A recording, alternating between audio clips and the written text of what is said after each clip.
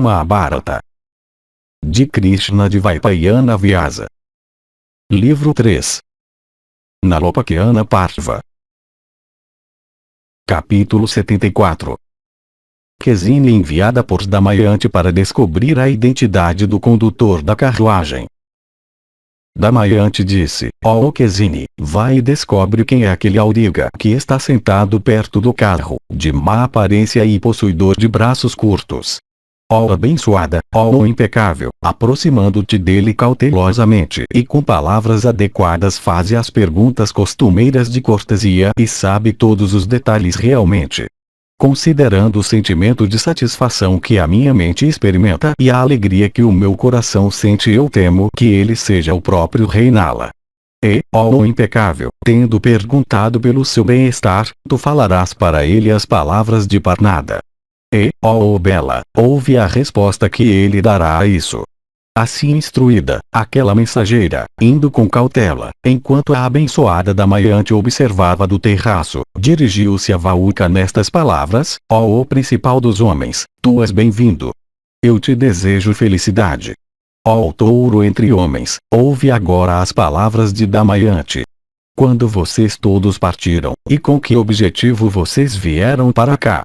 Dize-nos realmente, pois a princesa de Vidarbha deseja saber isso. Assim abordado, Vaúca respondeu: o rei ilustre de Kosala ouviu de um Brahmani que o segundo Svayamvara de Damayanti se realizaria. E sabendo disso ele veio para cá pela ajuda de corcéis excelentes velozes como o vento e capazes de percorrer 100 yojanas. Eu sou seu auriga. Kesini então perguntou: de onde vem o terceiro entre vocês, e ele é filho de quem?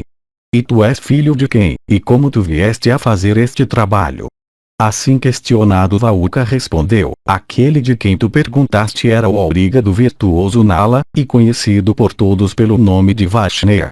Depois que Nala, ó bela, deixou seu reino, ele foi até o filho de Bamkasura.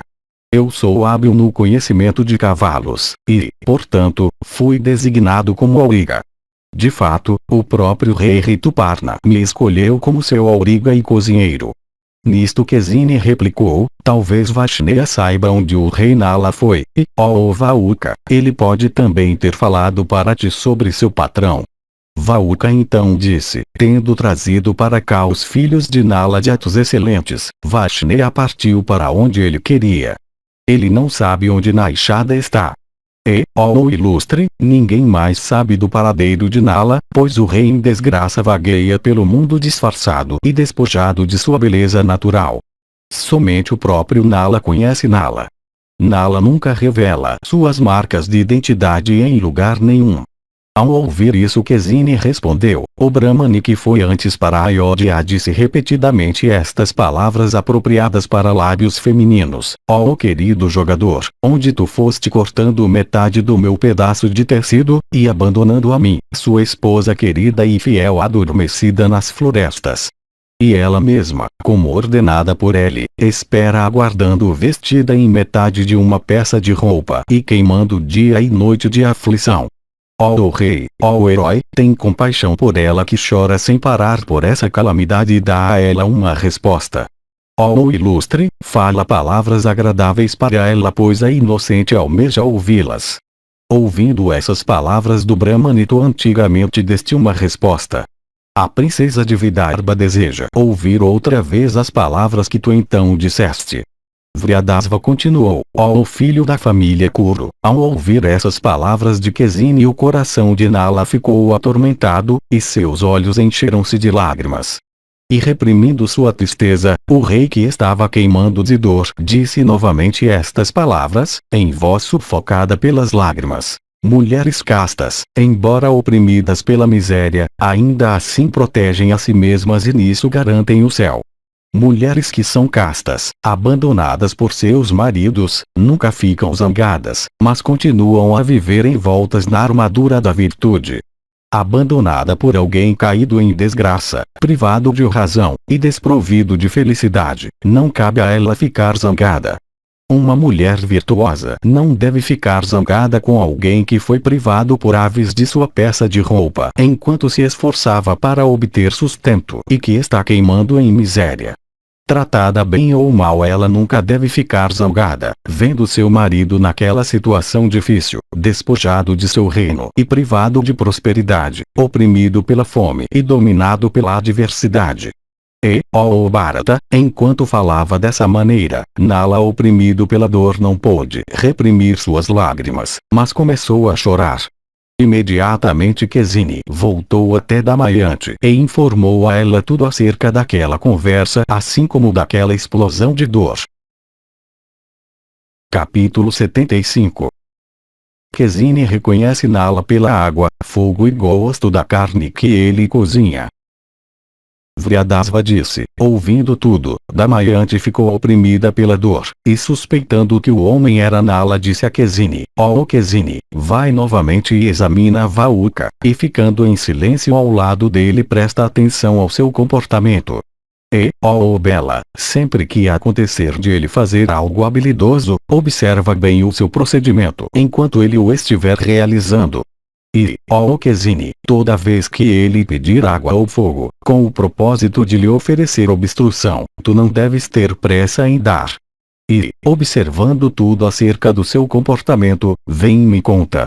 E o que quer de humano ou sobre-humano que tu vejas em Vahuka, junto com qualquer coisa mais, deve tudo ser relatado para mim. E assim, incumbida por Damayanti, Kesini partiu, e tendo observado a conduta daquele homem versado no conhecimento de cavalos, ela voltou. E ela relatou para Damayanti tudo o que tinha acontecido, de fato, tudo de humano e sobre-humano que ela tinha testemunhado em Vahuka. E Kesini disse, ó Damayanti, uma pessoa de tal controle sobre os elementos eu nunca tinha visto antes ou ouvido falar. Quando chegava a uma passagem baixa ele nunca se inclinava, mas vendo a própria passagem crescia em altura para que ele pudesse passar facilmente através dela. E à sua aproximação buracos estreitos intransponíveis abriam-se totalmente. O rei Bhima enviou vários tipos de carne, de diversos animais, para a alimentação de Rituparna. E muitos recipientes foram colocados lá para lavar a carne. E quando ele olhou para eles, aqueles recipientes ficaram cheios de água. E tendo lavado a carne, quando ele se pôs a cozinhar, ele pegou um punhado de grama e segurou ao sol, quando o fogo resplandeceu de repente. Vendo esse prodígio eu vim para Kapasma. Em seguida, eu testemunhei nele outro grande prodígio. Ó Bela, ele tocou o fogo e não foi queimado. E, à sua vontade, a água caindo fluía em uma corrente.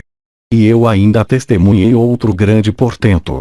Ele pegou algumas flores, e começou a pressioná-las lentamente com as mãos. E apertadas por suas mãos as flores não perderam suas formas originais, mas, muito pelo contrário, tornaram-se mais vistosas e mais cheirosas do que antes. Tendo visto essas coisas extraordinárias, eu vim aqui rapidamente.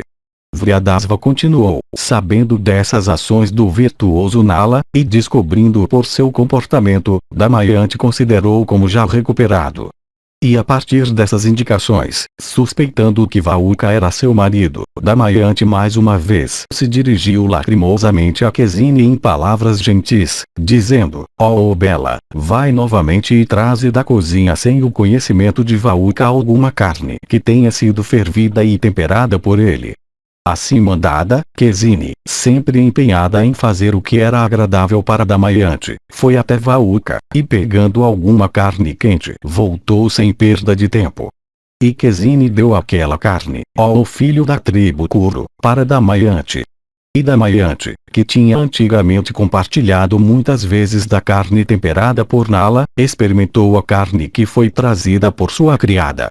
E ela imediatamente decidiu que Vahuka era Nala e chorou alto em aflição de coração. E, ó Bharata, dominada pela dor, e lavando o rosto, ela enviou seus 2 filhos com Kesini. E Vahuka, que era o rei disfarçado, reconhecendo Indrasena com seu irmão, avançou depressa, e abraçando-os pegou-os em seu colo. E pegando no colo seus filhos semelhantes aos filhos dos celestiais, ele começou a chorar alto em voz sonora, com o coração oprimido por grande tristeza. E depois de ter repetidamente traído sua agitação na enxada, de repente deixou as crianças, e dirigiu-se a Quesine, dizendo: ó donzela formosa, esses gêmeos são muito parecidos com os meus próprios filhos. Vendo-os inesperadamente eu derramei lágrimas. Se tu vieres a mim frequentemente, as pessoas podem pensar mal, pois nós somos convidados de outra terra. Portanto, ó abençoada, vai em paz. Capítulo 76. Nala e Damayanti reunidos. Vriadasva disse, vendo a agitação do virtuoso e sábio Nala, Quesine voltou para Damayanti e relatou tudo a ela. Imediatamente Damayanti, com o coração triste e ávido para ver Nala, mandou Quesine novamente até sua mãe, pedindo a ela para dizer em seu nome. Suspeitando que Vahuka é Nala, eu tenho testado de várias maneiras. Minha dúvida agora somente se relaciona à aparência dele. Eu pretendo examiná-lo eu mesma. Ó mãe, ou deixa entrar no palácio, ou dá-me permissão para ir até ele. E providencia isso com o conhecimento do meu pai ou sem ele. E assim, abordada por Damayanti, aquela senhora comunicou para Bhima a intenção de sua filha, e ao ser informado disso o rei deu consentimento. E, ó touro da raça Bharata, tendo obtido o consentimento de seus pais, Damayanti fez Nala ser levado para seus aposentos. E logo que viu Damayanti inesperadamente, o rei Nala foi dominado pela dor e tristeza, e ficou banhado em lágrimas. E aquela melhor das mulheres, Damayanti, também, ao ver o rei Nala naquela condição, ficou muito atormentada pela dor. E, ó monarca, ela mesma vestida em uma peça de tecido vermelho, e usando madeixas emaranhadas, e coberta de sujeira e pó, Damayanti então dirigiu-se a Vahuka, dizendo: ó Vahuka, alguma vez tu viste alguma pessoa conhecedora do dever que foi embora, abandonando sua esposa adormecida na floresta? Quem, exceto o virtuoso Nala, poderia ir embora, abandonando nas florestas sua esposa querida e inofensiva dominada pela fadiga?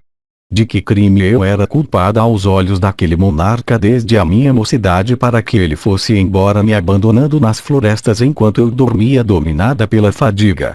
Porque deveria ele, a quem eu antigamente escolhi em preferência aos próprios deuses, abandonar sua esposa sempre devotada e carinhosa, que também se tornou a mãe de seus filhos?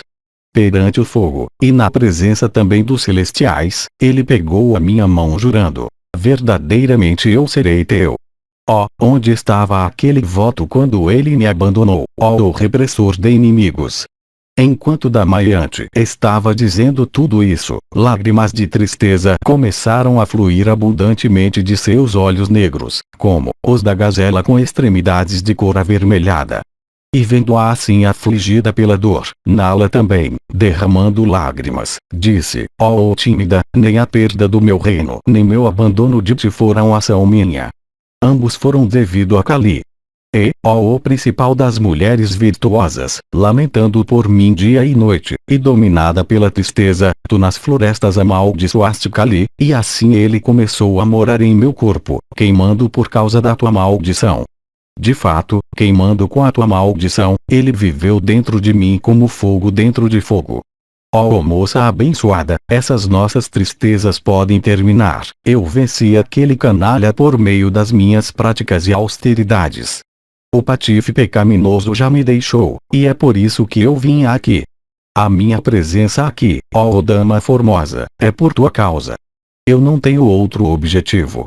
Mas, ó tímida, poderia alguma outra mulher, abandonando seu marido amado e fiel, alguma vez escolher um segundo marido como tu? Por ordem do rei, mensageiros estão percorrendo esta terra inteira, dizendo: a filha de Bhima, por sua própria vontade, escolherá um segundo marido digno dela. Imediatamente após saber disso, o filho de Bamgasura veio aqui.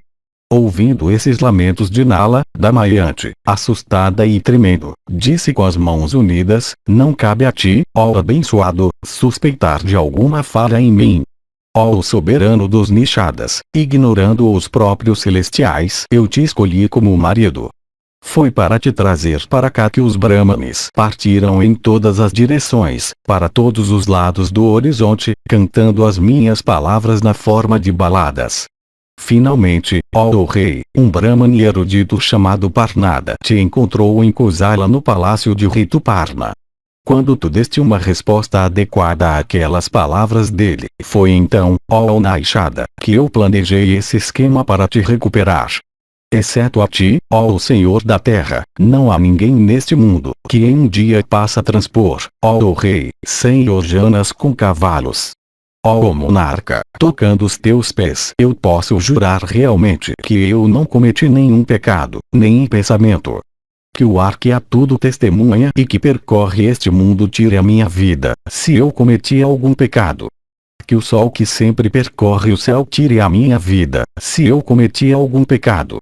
Que a lua, que mora dentro de toda criatura como uma testemunha, tire a minha vida se eu cometi algum pecado. Que os 3 deuses que sustentam os mundos triplos em sua totalidade declarem a verdade, ou que eles me abandonem hoje. E assim abordado por ela o deus do vento disse do céu, ó Nala, eu te digo realmente que ela não fez nenhum mal. Ó rei, Damayanti, protegendo bem a honra da tua família, a aumentou. Disso nós somos testemunhas, porque temos sido protetores dela por esses 3 anos. Foi por tua causa que ela ideou este esquema inigualável, pois, exceto a ti, ninguém na terra seria capaz de viajar 100 yojanas em um único dia. Ó monarca, tu obtiveste a filha de Bhima, e ela também te obteve. Tu não precisas nutrir nenhuma suspeita, apenas une-te com tua consorte. E depois que o deus do vento tinha dito isso, uma chuva floral caiu lá e os timbales celestes começaram a tocar, e brisas auspiciosas começaram a soprar. E vendo aquelas maravilhas, ó Bharata, o rei Nala, o repressor de inimigos, abandonou todas as suas dúvidas em relação a Damayanti. E então aquele senhor da terra, se lembrando do rei das serpentes, vestiu aquela peça de roupa pura e recuperou sua forma natural. E vendo seu marido virtuoso na sua própria forma, a filha de Bhima de membros impecáveis o abraçou, e começou a chorar. E o rei Nala também abraçou a filha de Bhima devotada a ele, como antes, e também seus filhos, e sentiu grande alegria. E afundando seu rosto no peito dele, a bela Damayanti de olhos grandes começou a suspirar pesadamente, lembrando-se de suas aflições. E dominado pela tristeza, aquele tigre entre homens permaneceu por algum tempo abraçando Damayanti de sorrisos doces coberta de poeira. E, ó rei, a rainha mãe então, com o coração contente, disse para Bhima tudo o que tinha se passado entre Nala e Damayanti. E o poderoso monarca respondeu, que Nala passe este dia em paz, amanhã eu verei depois do seu banho e orações, com Damayanti ao seu lado. E, ó rei, eles passaram aquela noite agradavelmente, contando um ao outro os incidentes passados da sua vida na floresta. E, com corações cheios de alegria, a princesa de Vidarbha e Nala começaram a passar seus dias no palácio do rei Bhima, empenhados em fazer um ao outro feliz. E foi no 4º ano, depois da perda do seu reino, que Nala foi reunido com sua esposa, e com todos os seus desejos realizados sentiu novamente a maior felicidade. E Damayanti se regozijou muito ao ter recuperado seu marido, assim como campos de plantas delicadas ao receberem uma chuva. E a filha de Bhima, recuperando seu marido dessa maneira, realizou seu desejo, e resplandeceu em beleza, seu cansaço passou, suas ansiedades foram dissipadas e ela se encheu de alegria, assim como o que é iluminado pelo disco brilhante da lua.